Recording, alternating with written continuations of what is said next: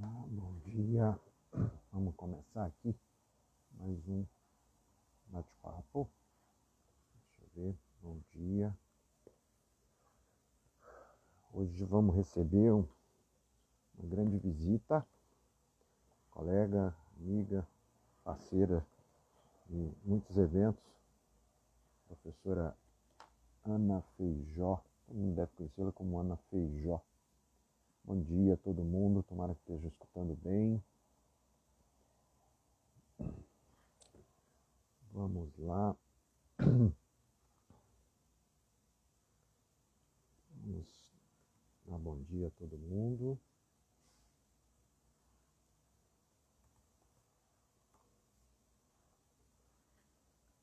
Então, gente, bom dia, bom dia.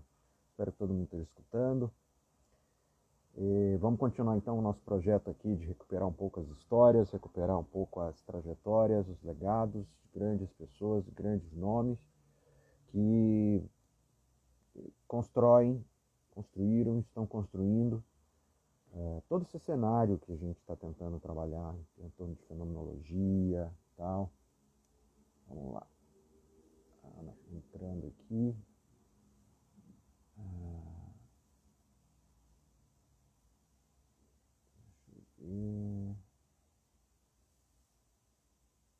Vamos lá. Então, voltando aqui. Quem está chegando, espero que já conheça o nosso bate-papo. Já tivemos vários bate-papos muito interessantes. Bom dia, Ana. Bom dia, Adriano. Tudo bom? Me ouvindo bem? Tudo bem, você? Graças a Deus, estou tranquilo. Agora está bem melhor, que deu uma chuvinha por aqui, uma chuvinha boa. Está precisando. Estávamos numa secura aqui, bem complicada, mas graças a Deus tudo bem. Né? E Aqui vocês? já estamos ao contrário, está chovendo, chove todo dia. Opa. Pois é, né? Pena que a gente não divide. Aqui já estamos com 23% de água nos reservatórios. Estamos fazendo já os esquemas aqui com a água. Mas enfim, vamos, uma hora a Vamos gente levando. aprende. É. Ana, bom dia. Brigadíssimo por você ter topado. Espero que você conheça. Se você não conhece, eu vou te apresentar. Comecei a pensar esse projeto assistindo, né, algumas lives nesse período que a gente teve que se colocar aqui na pandemia, né? E aí uma coisa que me surpreendeu em muitas conversas, assim, evidentemente a gente está aqui no mundo virtual e a psicologia cresceu muito, né? Me espantou que muita gente não conhecia os nomes mais básicos, as figuras mais básicas, né, da nossa construção. Falei, vamos conversar, vamos bater um papo sobre esse legado de todo mundo, que eu acho que a primeira coisa é manter a memória. Então, muito obrigado por você ter topado, você já é colega de longa data, não vamos necessariamente falar disso, mas a ideia aqui é a gente falar da trajetória, do caminho, do percurso de vocês, né, até chegar onde estamos. Você é uma das figuras icônicas da fenomenologia existencial brasileira. Então, acho que seria muito interessante as pessoas conhecerem você. Eu vou começar te fazendo uma pergunta bem simples. Ana Maria Lopes Calvo de Feijó. Esse nome imponente, lindíssimo, tem toda uma característica espanhola. É isso mesmo? É isso mesmo, isso mesmo. De onde vem? Qual é a sua origem? Como é que... Santiago de Compostela, Olha, que legal. Galícia, na Espanha. Da Galícia da Espanha. Que barato. Então você tem família de lá. Sim, sim. Opa.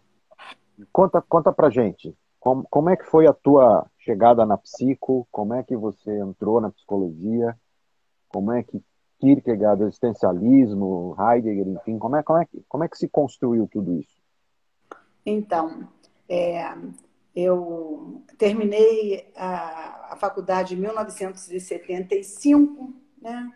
E em 1975, nós aprendíamos psicologia sobre os três principais enfoques, né? Ou seja, a psicanálise freudiana, Lacan ainda não havia chegado. A perspectiva comportamental, na época a gente chamava de behaviorismo, e a humanista existencial, né? Rogers, a humanista, Rollo May, então, e aquele pessoal todo dessa vertente existencial humanista, né, que foi um nome que foi cunhado pelo próprio May, Maslow, numa perspectiva humanista. Então, era isso que nós estudávamos na faculdade de psicologia, né? E na própria faculdade eu já me interessei por estudar Rogers, por estudar a perspectiva existencial humanista, May. Havia, assim, em Rollo May, um movimento contra a cultura, que era algo que os jovens daquela época curtiam muito, o movimento hippie, né? Um movimento crítico com relação a isso tudo que a gente vive hoje, né? Toda essa ideia de que vida é mercadoria, enfim, uma valorização da singularidade. Era um momento em que o mundo caminhava para uma valorização do impessoal, e esse movimento humanista fazia todo sentido para mim, né? Naquela época, a gente via tanto a psicanálise quanto a perspectiva comportamental com perspectivas mecanicistas, né? Porque funcionavam através de mecanismos, sejam psíquicos, sejam mecanismos no modo como se forma o comportamento, e meio que isso era visto de forma fragmentada, e a perspectiva humanista, que tinha uma pretensão da totalidade, era o que me agradava mais. Mas, na medida Como é que chegou para você? Quem que apresentou? Né? Eu sei que o cenário do Rio de Janeiro, né, e é muito interessante o pessoal ouvir isso, porque o humanista existencial é uma expressão tipicamente do Rollo May, né? Do Rollo Não May. necessariamente a mesma fenomenológica existencial que a gente trabalha via Binswanger, Heidegger, Bosch e tal. E no Rio de Janeiro, são os dois grandes centros, né, que a gente tinha de formação, Rio e São Paulo. No Rio de Janeiro eu sei que tem um. Né? A gente tem uma tradição, você sabe que eu gosto de história, sabe que eu marco sempre isso, né? A construção da fenomenologia está lá, com Milton Campos, depois o Pena, e vários nomes ali no Rio que circulavam, Monique Ograia, a própria Elida Sigelman, que tem, né, o Pena. Quem que apresentou? Então, eu fui aluna, né, de 3 grandes professores, cada um dessa perspectiva. Então, eu fui aluna do Seminério, do Franco Lopresti Seminério, que ele ensinava psicanálise freudiana, assim, de forma magistral, e dava aula para a gente de epistemologia da psicologia. E quando ele dava epistemologia, ele apresentava todas essas vertentes, as raízes das vertentes que foram se transformando em perspectivas em psicologia. Fui aluna do Pena, e o Antônio Gomes Pena, e o Pena ensinava fenomenologia. Eu tive a sorte dele ensinar fenomenologia, mas ele ensinava de uma forma muito hermética, e era difícil entender naquela época, né, o que ele ensinava. E fui aluna também, né, numa perspectiva mais social, na época que eu fui aluna dele, que foi o Canabrava. Olha, você teve aula com o Canabrava. Eliezer Schneider, né? Aí tudo pessoas que naquela época eram personalidades em psicologia. Mas com quem eu fiz a formação propriamente dita, que também foi meu professor, foi o Luiz Fernando Dantas. Luiz Fernando Dantas, ele era um ermitão, embora fosse próximo a todos eles, mas ele era mais ermitão, mais fechado. E também cheguei a estudar um pouco com o Rogério Buiz sobre Rogers, né? Quer dizer, na verdade, eu conheci o Luiz Fernando e o Rogério. O Rogério não chegou a ser meu professor, mas os dois pensavam nessa perspectiva, pensavam em psicologia, numa perspectiva humanista, o Rogério, e o Luiz Fernando, existencial humanista. Então, ele estudava Rollo May, Grinen, Bugental, toda aquela tradição Uhum. humanista. E pessoas muito boas. Bugental era muito bom. Eu vejo os atendimentos dele, que eu tenho esse material, e eu acho até hoje surpreendente. Uhum. Mas eu bom, estudei com esse pessoal todo, mas eu achava que era insuficiente. Eu via, por exemplo, não Rogers, mas Rollo May, Green, Bugental, eles citavam Kierkegaard, citavam Heidegger, citavam Sartre, mas sempre citavam muito superficialmente, ao meu ver, né? Eu precisava aprofundar mais. Foi aí que eu comecei a estudar Kierkegaard, mas sozinha, não tinha ninguém aqui que estudasse esse autor, mesmo porque ele tem uma tradição muito religiosa. Ele dialoga muito com a fé, com a teologia, com o cristianismo, e esse modo de pensar ele sempre foi um modo muito criticado dentro das universidades, né? Mas eu apostei nisso, eu fui estudando, depois eu fui para a Sobresk, para sociedades de Kierkegaard, para estudar mais, né? Passei uns 20 anos estudando duro Kierkegaard, né? Uhum. Estudo até hoje, mas os 20 primeiros anos eu estudei muito.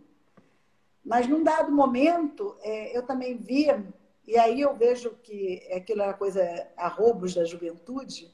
Hoje eu sei que nada é completo, nada dá resposta definitiva, mas naquela época eu achava que eu encontraria uma resposta definitiva para as questões que eu estava procurando. Então, por exemplo, com Kierkegaard, eu acho que foi muito bom ter estudado a angústia, a questão da angústia, porque ele realmente é fonte de inspiração para todos os outros que pensaram em angústia a partir dele, inclusive para os psicanalistas, né? Eu já fui chamada para a banca de psicanálise, que o tema era angústia, e eu fui por conta de que eles iam pegar os fundamentos em Kierkegaard. E outra questão que um dia também vai ser descoberto, que Kierkegaard discute muito bem, é o desespero, que ele chama como constituição do eu.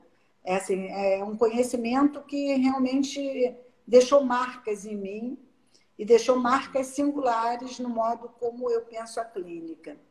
Bom, e há pouco tempo eu estudei as obras do amor dele também, muito. Aí entendi melhor o que Binswanger estava falando. O que eu estou dizendo para vocês é que anos todos eu estou sempre procurando alguma coisa, porque hoje eu já sei que eu procuro, não mais para obter resultados, para obter respostas, mas procuro para poder me esclarecer mais das coisas que eu falo, para ter mais elementos, para ter mais argumentos. Por exemplo, por que eu fui estudar as obras do amor? Por conta de Binswanger. Né? Então, eu consegui, junto a uma pessoa que lê alemão, porque eu não leio alemão, ler aquele livro de 1942, Grundform, do Binswanger, e fui e disse assim, gente, isso aqui tem a ver com o que Kierkegaard fala, tem que procurar. E voltei a estudar as obras do amor e realmente já até escrevi sobre isso, estou mandando para publicação, aqui as publicações demoram muito para sair, né? Mas depois disso, eu fui estudar Heidegger,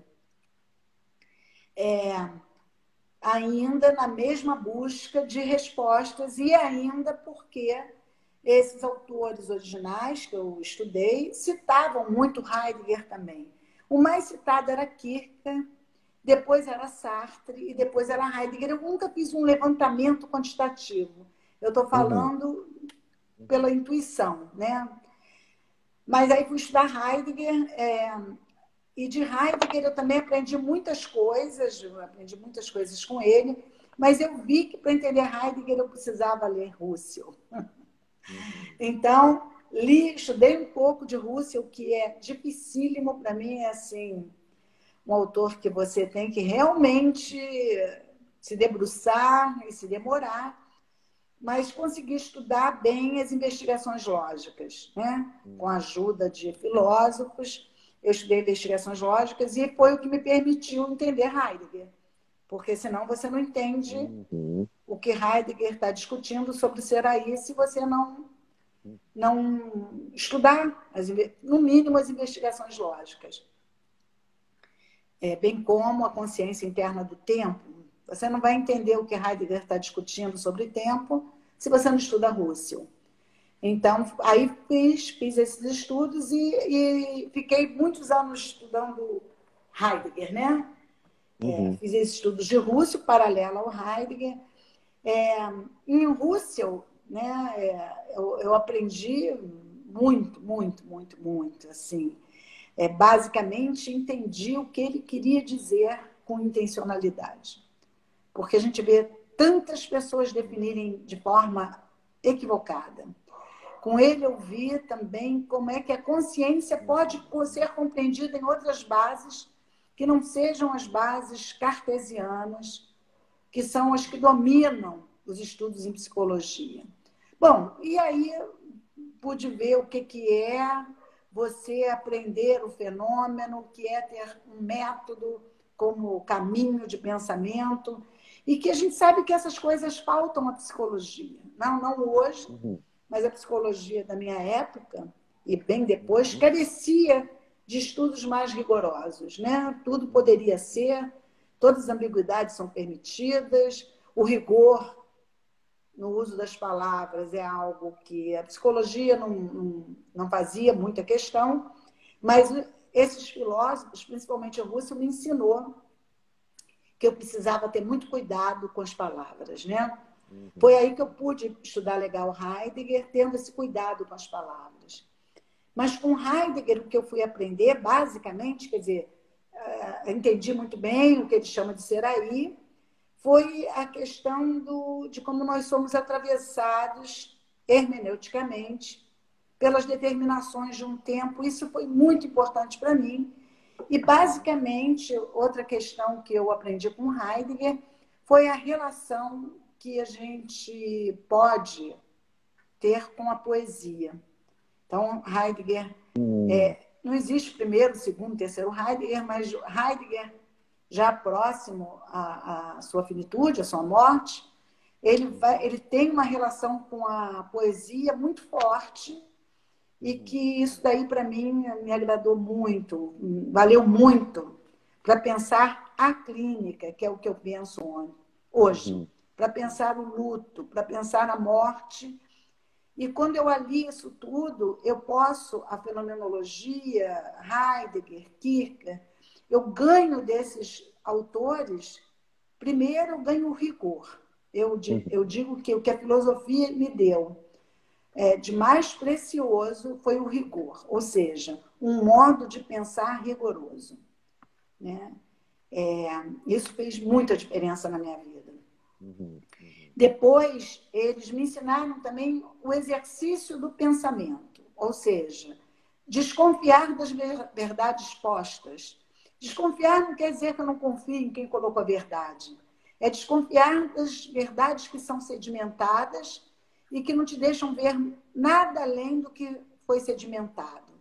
Então, com eles eu aprendi a pensar, digamos, pelas palavras de Heidegger, né?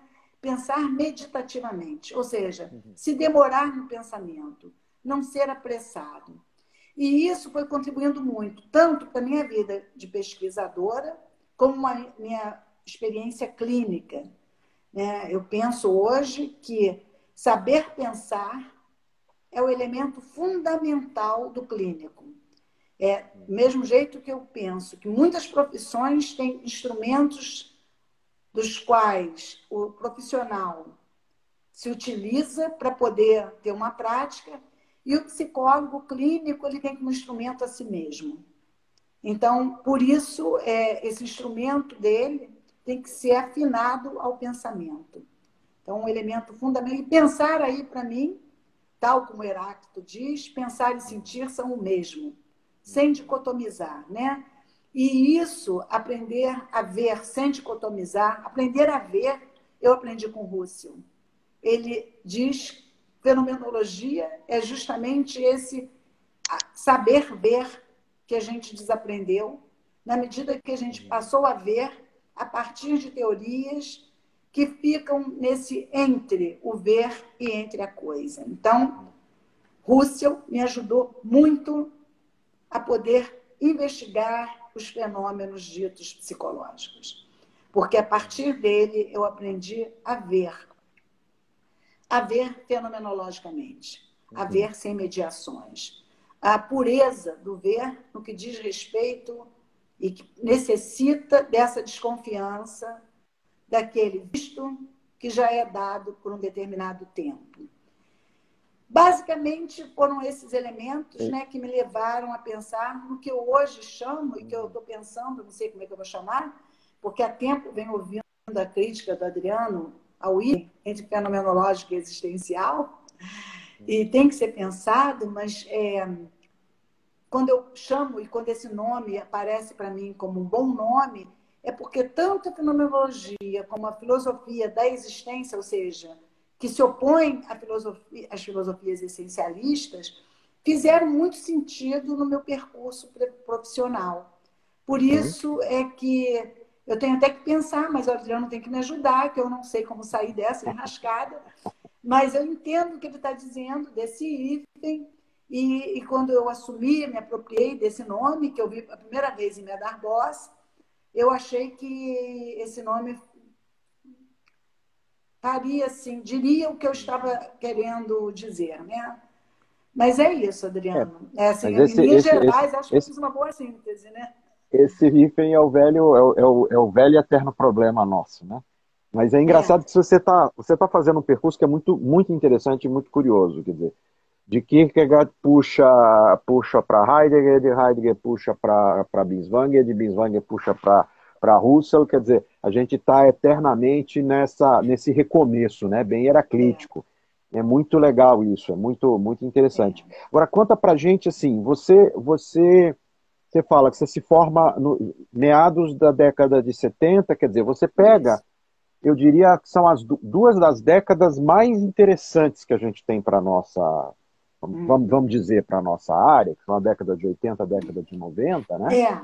Que eu gosto de pensar que são as décadas de desdobramentos, entrelaçamentos, que é quando começam a se criar os congressos, os livros vão saindo, basicamente década de 90, né? E você está no Rio de Janeiro que tem um burburinho, quer dizer, você ainda pega figuras muito relevantes da fenomenologia brasileira, como Canabrava, como Pena, né?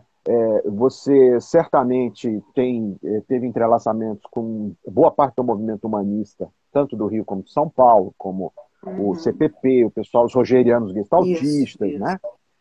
E como é que nasceu o IFEM, como é que nasceram os congressos, como é que, até, né, aproveitando, já fazendo aí a propaganda para todo mundo, o Luso Brasileiro está aí já batendo na porta. Fala um pouquinho para a gente dessa... O IFEM, como é que foi constituído? Então, como eu disse para vocês, eu me formei em 1975, né? E em 1976, naquela época era mais fácil, eu já estava dando aula na universidade. Era muito mais fácil do que é hoje, né? Eu acabei o curso e já fui convidada para dar aula. Fui convidada para dar aula, dava aula... Bom, naquela época a gente dava aula das disciplinas que nos dessem, porque a gente queria trabalhar, né? Então, com isso você sempre dava supervisão e com isso você vai juntando um grupo de alunos no teu entorno, né? Em 1981, eu sou chamada para dar aula na Fundação Getúlio Vargas, que foi extinta, né? Foi o ISOP, que era um instituto de pesquisa muito famoso, né? Que foi o Miri Lopes que criou, e que a gente basicamente fazia orientação vocacional, validava testes, fazia fidedignidade. Eu trabalhei muito com isso. Psicometria era a minha grande área, né? Eu tenho um livro de estatística, né? Eu sempre peço para as pessoas me espalharem isso, Mas que foi justamente fruto desse tempo e dessas Aham. aulas na Fundação Getúlio Vargas, que eu dei aula no ISOP, na Fundação Getúlio Vargas. Vocês veem, é relativamente jovem, né? Estava começando a vida profissional e dei aulas junto com a Evani, no lugar da Evani, que a Evani ficou muito doente. Bom, e com isso eu criei um grupo de pessoas, né? Em torno, nós estudávamos, cheguei a estudar um bom tempo Sartre com a Teresa Hertal, que até hoje estuda Sartre, né? E nós estudávamos juntas, nós éramos contemporâneas, né? Nos formamos juntas. Ela foi minha caloura, se formou, sei lá, 1 ou 2 anos depois de mim. E eu fui sentindo falta de pares, como eu disse para vocês, tinha pouca gente que estudasse Uhum. essa vertente, né? E fui precisando de pares, e nós formamos, então, um grupo de 10 pessoas em que nós estudávamos Russell. Hoje eu vejo que a gente estudava meio capenga, porque nós estudávamos com os autores secundários, né? Uhum. Então, Era o que tinha também, né? aquele livro vermelhinho que tinha, eu não lembro o nome do livro, né? A gente estudava basicamente aquele livro. Esqueci o nome do autor. E fomos estudando todos os Deve ser autores que o... falavam. Hã? Não era aquele história da filologia do existencialismo Isso. Eu do esqueci o Thomas Ransom Giles. Não Thomas é esse? Manson. Isso, Olha esse aí. mesmo. Esse eu também comecei nele. É, Era o que a gente tinha, né? Era o que a gente tinha. Naquela época tinha esse texto e tinha, que muitos, inclusive, falam não muito bem, e tinha o texto do D'Artigues, né? O que é isso, fenomenologia. e da artigos, exato. Se, Uhum, se você vê esses meus textos, eles são todos sublinhados, né? Bom, mas uhum, o que acontece é que a gente foi tendo vários outros livros, a gente foi estudando, trouxe muito material em outros idiomas, porque quando eu viajava, a minha mala não havia perfume, não havia uhum, sapato, não havia bolsa, era só livro. Então, a gente foi criando grupos para poder estudar. Eu comprei quase tudo de Kierkegaard no idioma espanhol, que tinha muita coisa traduzida, e a gente fez esse grupo e ficamos estudando. E em 1995, nós resolvemos criar um instituto, né? uhum, Ou seja, do mesmo jeito que outras perspectivas tinham institutos, grupos, né, que tomaram uma perspectiva bem oficial, né, a gente fez a mesma coisa. Então, nós registramos em cartório com esse grupo de 10 pessoas. Então, nós começamos o IFEM, que até hoje é uma sociedade sem fins lucrativos. Então, todo o dinheiro arrecadado tem que ser investido no próprio IFEM, né? Então, o uhum, IFEM foi ganhando um bom patrimônio e nós sempre com o objetivo, então, isso consta no nosso estatuto, o nosso objetivo é a pesquisa, o estudo e a extensão, né? É por isso que a gente valoriza a prática, a pesquisa, em um grupo que tinha o mesmo interesse. uhum, Então, o IFE se constituiu dessa forma, mas com muito trabalho. Muito trabalho uhum, para publicar, muito trabalho para fazer revista, bom, enfim, tudo isso que a gente sabe. E dessas 10 pessoas, só ficaram 3. As pessoas foram saindo, e bem aham, compreensível, dava muito trabalho, não havia retorno financeiro. Então, na verdade, ficar nessa empreitada era muito mais uma questão de vocação, de uhum, interesse, de entusiasmo e amor, do que propriamente por querer um retorno financeiro, né? E nós começamos com um curso, nós começamos com um curso na minha casa, uhum, depois a gente foi para uma sala, e depois a gente, quando o Conselho Federal, junto com a BEP, fez a proposta de especialização, exigindo um espaço bem pronto para aquilo, nós fomos para casa. uhum, A casa que nós estamos até hoje, né? Então, foi isso. E hoje nós temos a editora, né? é a revista que a gente tem muita vontade de retomar, que as meninas têm, que hoje eu nem estou mais lá, né? Mas que a revista, o Adriano sabe, tem que ter uma força-tarefa. É muito Opa. difícil você, tanto financeiramente quanto em termos de trabalho, dá muito trabalho a manutenção de uma revista. E como a gente já conta com as do Adriano, que estão na área, a gente diz assim, deixa esse trabalho para o Adriano, que é jovem, que tem força, que tem Já estou fôlego. pedindo arrego já. E a revista foi um projeto que a gente abandonou, praticamente abandonou. Hoje a gente tem editora, que dá muito menos trabalho, e tem os cursos e os congressos. Né? A idealização dos congressos vai acontecer justamente com a gente. Entra para a ALP, e a ALP é a Associação Latino-Americana de Psicoterapia Existencial, eles nos convidam tanto que eu sou sócia fundadora, nós fundamos a ALP, eu e Miriam, e depois a gente fez o congresso como exigência até da própria ALP. Então, o primeiro congresso que nós fizemos foi o latino-americano, e depois o pessoal da ISPA e do SPPE entra em contato e pede para que nós façamos o Luso brasileiro, que seria 2 anos aqui e 2 anos lá. Mas eles, como eles têm muito mais dificuldade que a gente para organizar o congresso, a gente vai fazer o 3º aqui, eles fizeram um lá. Alguém aí perguntou como é que surgiu o Escuta e Fala, né? O Escuta e Fala, ele surge em 2000, o livro. Então, Ele estão surge em reclamando que 2000. não acham mais, está esgotado. Não está esgotado, não. É só entrar no então IFEM. entra lá na editora do IFEM, gente. www.ifem.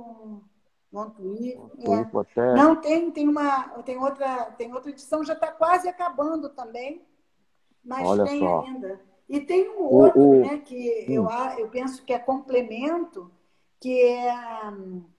quer dizer, tem o Existência para Além do Sujeito, que esse é bem heideggeriano, né? Mas tem agora o último, que é Existência e Psicoterapia. Psicoterapia e Existência. E que é um complemento do Escuta e Fala. Eu, pessoalmente, gosto até mais até porque esse Existência e Psicoterapia foi um livro que eu fiz agora, mais madura, né? E acho que ele é muito mais completo do que o Escuta e Fala.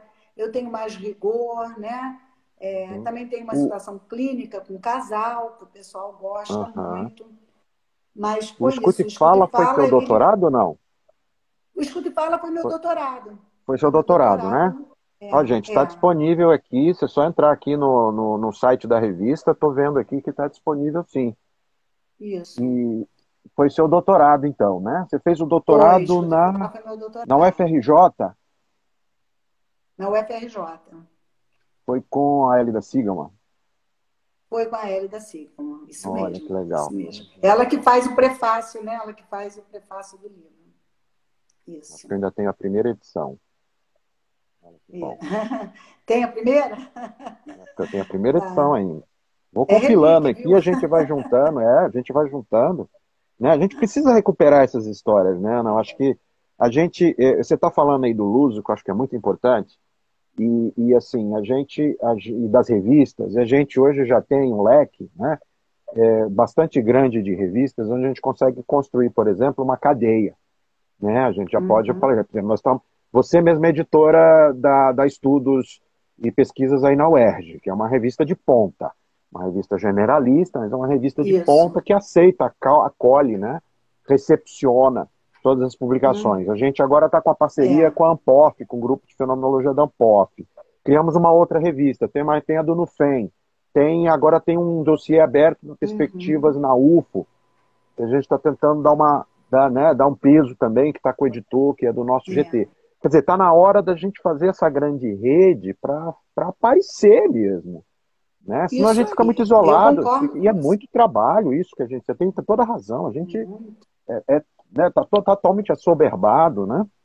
E isso é muito, muito importante. A gente tem um trabalho, você tem uma parceria fantástica com o pessoal de Portugal, com o pessoal aqui da América Latina, de existencial, e esses congressos são uma forma da gente disseminar, né? São uma forma da gente abrir. E você tem uma produção, chama das pessoas que mais produziu na área, né? Você tem mais de 20 livros, você tem muito mais capítulos e artigos, né? E você está sempre produzindo. Como é que você concilia o trabalho na universidade com o trabalho clínico? Adriano, eu costumo dizer que eu não tenho sábados e domingos, como a maioria tem. Eu trabalho de segunda a segunda até hoje, né? Nossa. Por isso, eu acho que é por isso, só pode ser por isso, que eu consigo dar conta de fazer essas coisas todas, né? Desde que eu fiz o mestrado, eu nunca mais, não tenho sábado e domingo como os outros têm, né? E não estou me queixando, não, tá? Eu gosto. Agora mesmo, enquanto eu esperava, eu estava pesquisando, que eu estou trabalhando com luto hoje, agora, né? E baixo os artigos, leio os artigos, cheguei nos livros pela Amazon, estou lendo os livros, né? Isso me é muito prazeroso, né? Eu tenho a impressão que quanto mais velho a gente vai ficando, mais prazeroso. A gente vai deixando de ter outros tipos de prazeres, e esse prazer ele fica muito grande. Mas por isso é que eu consegui conciliar. Houve época que eu dava aula em 3 faculdades e a clínica. Nossa. Né? Quando eu dava aula na Fundação Getúlio Vargas, aquilo era uma loucura, porque eu dava aula para pessoas que haviam estudado comigo. Porque a fundação era no mestrado, era programa de mestrado e doutorado. E não era fácil, porque as pessoas queriam Era uma competição, na verdade. Aquilo era uma competição. Então, as pessoas queriam provar que sabiam mais do que eu, e eu tinha que provar que sabia mais do que elas. Então, eu tinha que estudar para poder, no mínimo, manter o meu papel de professor. Não foi fácil. Mas eu penso que a gente acostuma e vai pegando gosto por estudar. Eu gosto muito, eu gosto muito. Por isso é que dá Você falou tempo. que você já está ficando mais em casa, já está Me deixando falhou, o Adriano. hífen você estava falando que você já está ficando mais em casa, Isso, deixando o hífen mais isso, para o pessoal tocar, mas você está na UERJ ainda. Você não aposentou da isso. UERJ ainda, não. Estou na UERJ. Na Não é. UERJ, eu não tenho muita coragem de sair, não, mas eu já estou me preparando também para me aposentar. Estou já começando a me preparar emocionalmente, porque a universidade é algo que me atrai muito, sempre me atraiu, você vê. Eu me formei e fui para a universidade, eu fui convidada imediatamente para ministrar a aula. Então, você vê, eu me formei em 75, não foi? Foi 75. Você falou. Nós estamos em 2020. 20, já Faz as vão. contas. Nossa, muito 45? tempo. Nossa, 45 anos. 45 anos. Ai, Olá, tá bom grande dia. aí? Ó, Oi. um rapagão aqui. Né? E você está na UERJ desde que ano? Eu entrei na UERJ em 2006. Eu saí da PUC. Ah, Saí da antes você PUC. foi da PUC. Eu dava aula na PUC. Eu dava aula na Santa Úrsula, na FAUP e na PUC. Tá. Aí fui largando uma por uma e fiquei só com a PUC.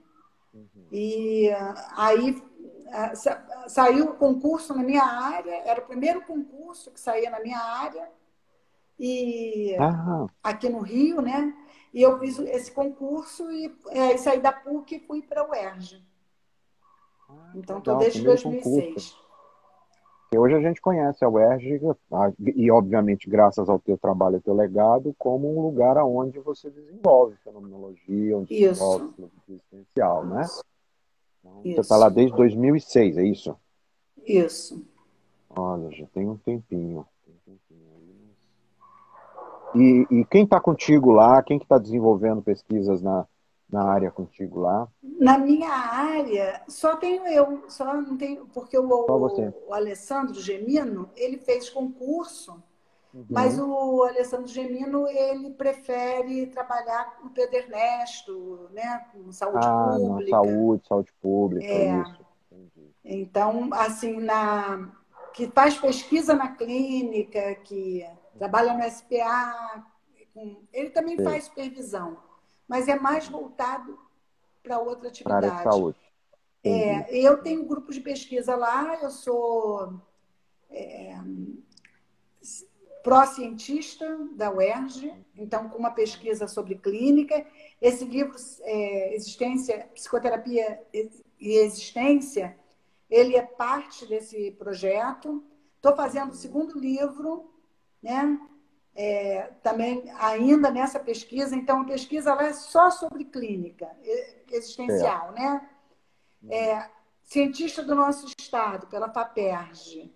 Aí eu Uhum. faço pesquisa com luto e é assim, com trabalho clínico em situações, em contexto escolar, um Certo. luto por suicídio. Por Então, a gente suicídio. tem feito isso direto em duas escolas, quando tem algum Uhum. suicídio, e a gente trabalha em forma de clínica mesmo. O que eu faço é Uhum. clínica. Eu não sei como fazer esse projeto, que ele é clínica desde o momento em que você passa as informações sobre o suicídio, porque quando eu passo as informações, tem várias etapas, eu também estou para publicar isso, está quase pronto o artigo. Uhum. Tem a primeira uma etapa que é informativa, em que você vai falando sobre o suicídio, dando informações. Mas quando eu faço isso, eu já trabalho a culpa, já trabalho o ressentimento, Aham. já trabalho, já meio que despaço os Uhum. estigmas, entende? Então, Entendi. basicamente, é esse projeto. E o outro projeto que eu desenvolvo é pela Bolsa Produtividade, pelo Uhum. CNPq, em Uhum. que eu também trabalho o luto dos pais para situações de suicídio. Qual foi a diferença que eu penso que foi mais importante na universidade, né?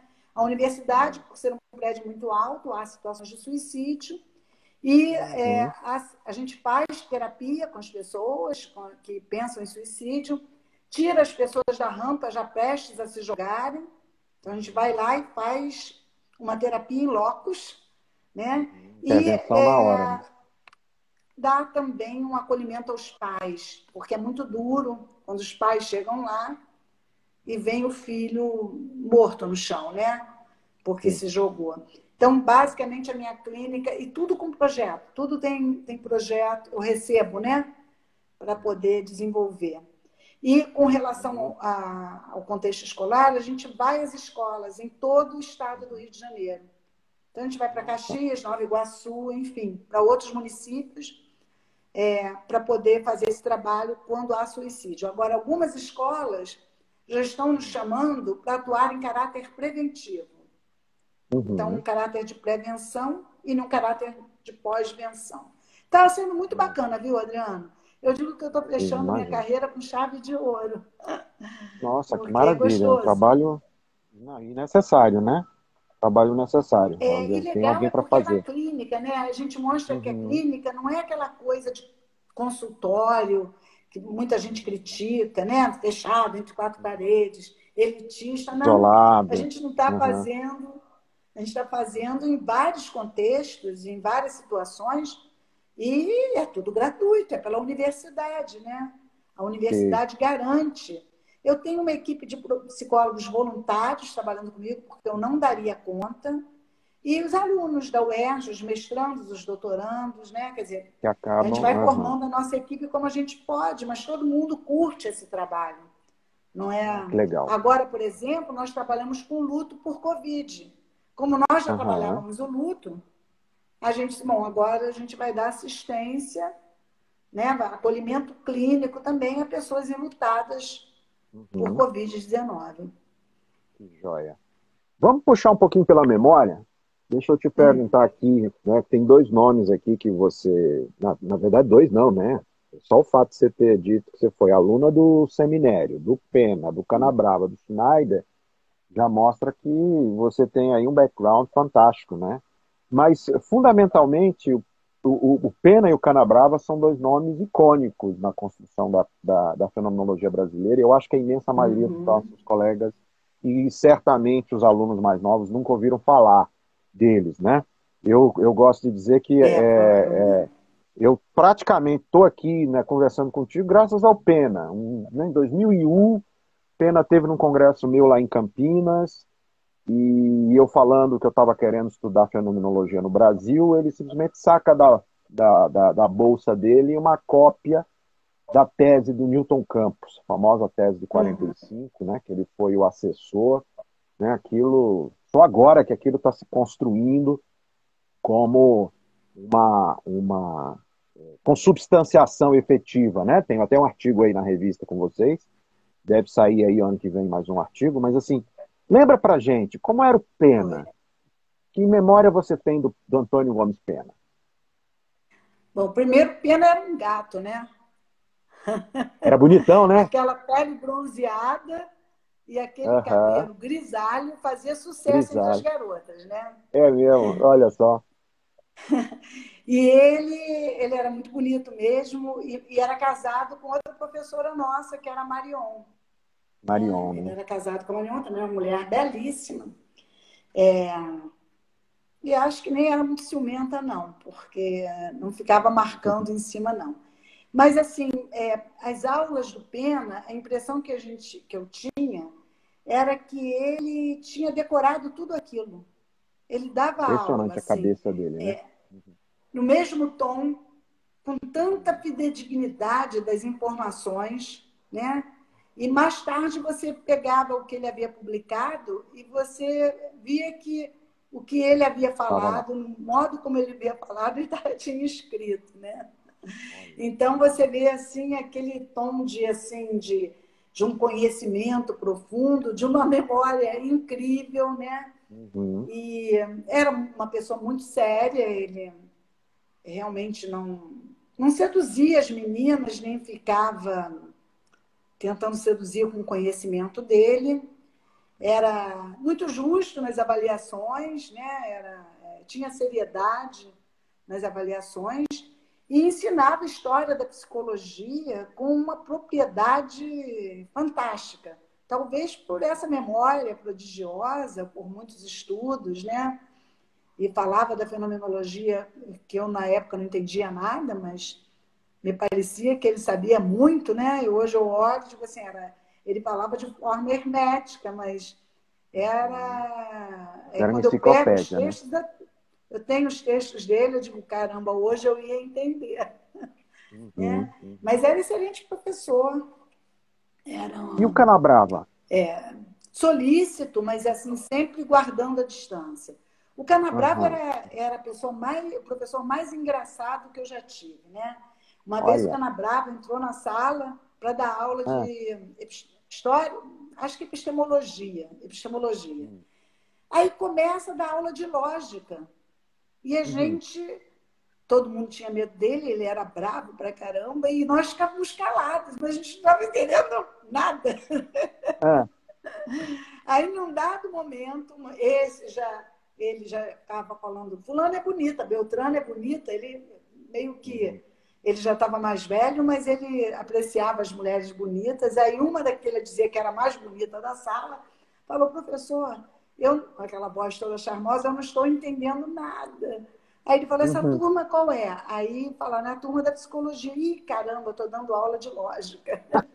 Ele entrou dando aula errada, meu Deus do céu. Que Estava dando aula coisa. errada e ninguém falava nada porque a gente De morria de medo. medo dele. Enquanto que o Pena, ele Filósofo. nunca dava fora, não brigava, nada. Uhum. Mantinha, ele era o que a comportamental chama de assertivo. E o Aham. Canabrava não, ele brigava, dava bronca, dizia, chegava com as provas e falava, nessa turma só tem gente burra, né? Aí Nossa. dizia assim, mas a Lúcia, que era a que ele achava mais bonita, dizia, a Lúcia é burra, mas é bonita. Ele era terrível. Ele era o É, que hoje a gente diria que era politicamente incorreto. poli- Ele não tinha a politicamente menor incorreto. pretensão de ser politicamente correto. Olha só, eu li o Canabrava, um Mas, grande assim, nome. fantásticas as aulas dele, né? Uhum. Era, assim, as bases, ele dava as bases muito bem. Ele conhecia as bases da psicologia, e embora fosse difícil a gente entender, né, era muito bem dada, né? O seminário era fantástico de psicanálise, muito bom. O seminário sabia epistemologia da psicologia, assim, de montão. E o Schneider, ele dava muito interessante, muito risonho, muito brincalhão, e ele dava aula sempre se reportando a algum filme. Então, era fantástico, porque ele pegava, mandava a gente ver o filme. Naquela época, a gente tinha que ver no cinema, não dava para ver em casa, não, né? E o que ele queria desenvolver em psicologia social, ele fazia a partir do filme. E era fantástico. E também não fazia questão de nota, a gente só tinha que fazer ler o filme, ver o filme e fazer comentários. Então, ele era mais tranquilo, né? E muito brincalhão, muito risonho. Eu fui aluna também, mas ele era bem jovem, do Celso Sá, né? Que também, agora, já há muitos anos, ele trabalhava com representação social. Você chegou a ter algum contato com Elsa Arruda? Conheceu ou não? Com Elsa Arruda, com a filha dele, né? A filha dele estudou comigo. É. Né? A Elsa, Frígia? né? Lídia Arruda. Aí, mas eu não Com fui Elsa, não. aluna dele. Não, ele já não dava mais aula. Aí a filha dele estudou comigo. E qual a tua relação com o movimento, vamos dizer, humanista, né? Que assim, a gente sabe que tem o CPP, da Márcia Tassinari, do Rogério Buz, da Magali Dottmann, né? Você mesmo falou que você chegou a ter aula com o Rogério. Com o Rogério, com o Rogério. Eu fiz terapia, ele foi meu terapeuta, né? O Rogério, né? E então foi muito mais. E assim, na época, a Márcia,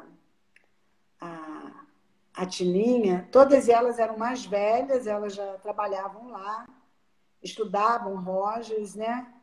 E eu assisti algumas palestras e tal, mas admirava, assim, eu dizia assim, é assim que eu quero ser quando eu crescer.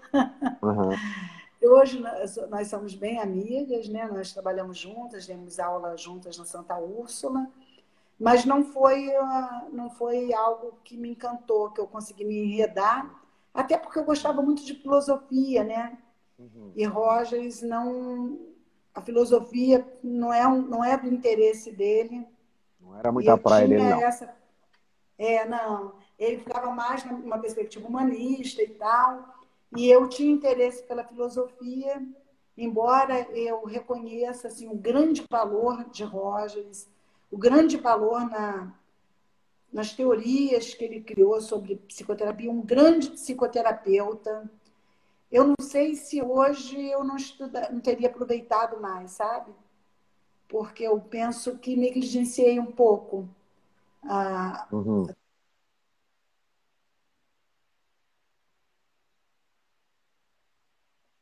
ter tido mais respeito da minha parte. Sabe? Ou seja, o pensamento de Rogers, tudo que ele pensou, estudou, tem muito mérito. Né? Mas hoje eu posso ver o mérito porque estudei filosofia e vi que ele tinha boas intuições, muito boas intuições, e ele tentou trazer essas intuições em termos de teoria para a gente, né? Os que depois. Mas na época eu não me dei conta, eu me dou conta mais hoje. A maturidade é que me...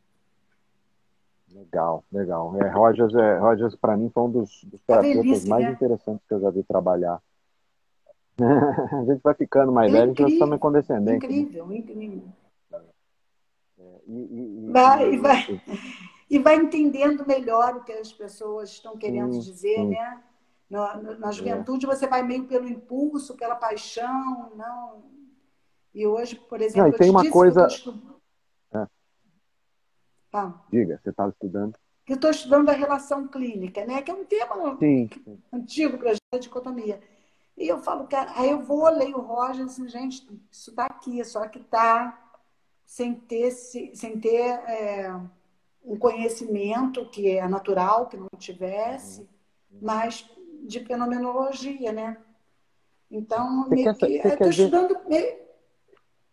uma coisa interessante, exatamente nessa direção que você está, né? Quer dizer, quando a gente fala em atitude clínica, invariavelmente a gente esbarra, né, até filosoficamente, na questão da técnica, na questão da instrumentalidade, né? E uma coisa que eu nunca vi ninguém fazer, e que o Rogers foi pioneiro, ele também não chegou a fazer propriamente, mas ele certamente foi um pioneiro, é assim, você está falando, eu estava lembrando. Ontem nós tivemos um papo muito interessante no laboratório sobre arte, sobre dança, sobre teatro, como se constrói isso, né? Um grande exercício. Eu estava lembrando de um colega que foi estudar fenomenologia e isso acabou se transformando em instrutor de dança. E o doutorado dele é exatamente um doutorado na direção de reconhecer a expertise do bom dançarino. A gente não conseguiu até hoje Isso. fazer uma boa pesquisa para delimitar um bom psicoterapeuta, um bom clínico efetivamente, que a gente sabe, algumas pesquisas sabem, né? Você mesmo trabalha, eu também já trabalhei muito com o Daniel Souza, que tem também pesquisa nessa coisa de psicoterapia, que também me interessa, e os psicoterapeutas se parecem muito mais do que a gente imagina, né? Independentemente Uhum. da teoria. Mas a gente nunca avançou muito nisso. Seria uma boa dica aí para os novos, quem sabe, fazer um grande protocolo de pesquisa. E o Rogers foi um dos pioneiros. Então, Foi. acho que tem um legado muito interessante do Rogers, até a gestalterapia, do psicodrama, da logoterapia, que Uhum. mesmo sendo práticos, pragmáticos, eles acabaram incentivando muitos de nós. É. Eu mesmo venho do movimento rogeriano para estudar filosofia, né? Para estudar Russell, Heidegger, etc. Então, tem esse legado que é muito importante. Eu acho que isso é para exatamente não fazer essa dicotomia que você está falando, né? A gente pode pensar o prático e pensar o clínico de um ponto de vista mais amplo. Ana, faltam 2 minutinhos aqui para a gente encerrar, antes que cortem a gente. Primeiro, eu quero te agradecer o bate-papo, que eu acho que, nossa, tem coisas aqui maravilhosas de história para a gente recuperar. Quero agradecer a tua disponibilidade e queria abrir aqui para você despedir. Como é que a gente fecha? Só faltou um cafezinho. Um cafezinho faz falta, né? Adriano, foi muito bom, adorei o convite, adorei lembrar desses professores, porque eu penso que se não tivesse essa oportunidade, eu não teria lembrado e eles vieram na minha mente assim, com toda a força, né? Enfim, é muito bom poder ficar conversando com os pares, né? Quando o Adriano ele começou, digamos assim, se nós fôssemos da mesma universidade, eu diria que ele foi meu calouro.